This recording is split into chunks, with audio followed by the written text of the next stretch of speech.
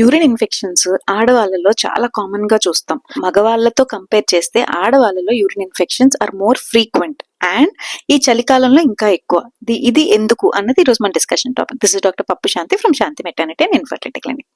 ఆడవాళ్ళలోని urine కి వెళ్లే మార్గం, మోషన్ మార్గం దగ్గరలో ఉంటాయి, అంటే క్లోజ్ ప్రాక్సిమిటీలో ఉంటుంది. సో మనం హైజీన్ గానీ అంటే ప్రాపర్ హైజీన్ మెయింటైన్ చేయలేని పక్షంలో యూరిన్ ఇన్ఫెక్షన్ చాలా కామన్ గా చూస్తాం.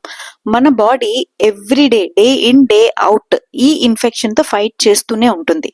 ఇలా చలికాలంలో మనం వాటర్ కంటెంట్ తగ్గించినప్పుడు యూరిన్ కాన్సన్ట్రేషన్ పెరుగుతుంది. ఇలా పెరిగినప్పుడు యూజువలీ యూరిన్ ఇన్ఫెక్షన్స్ ఫ్రీక్వెంట్ గా వస్తాయి.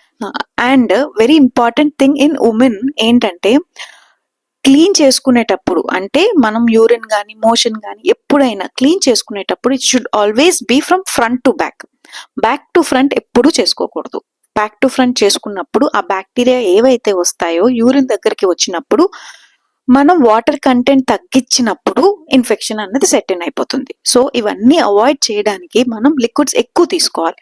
లిక్విడ్స్ ఎక్కువ తీసుకున్నప్పుడు ఏవైతే ఈ బ్యాక్టీరియా మన బాడీలోకి ఎంటర్ అవుతాయో అవి మనం యూరిన్ ద్వారా పాస్ అవుట్ చేయగలుగుతాం. యూజువలీ యూరిన్ ఇన్ఫెక్షన్స్ లో ఫీవర్ వస్తుంది, యూరిన్ ఫ్రీక్వెన్సీ అంటే ఎక్కువ సార్లు యూరిన్ అవుతూ ఉంటుంది, అప్పుడప్పుడు యూరిన్ లో కూడా బ్లడ్ పడుతుంది.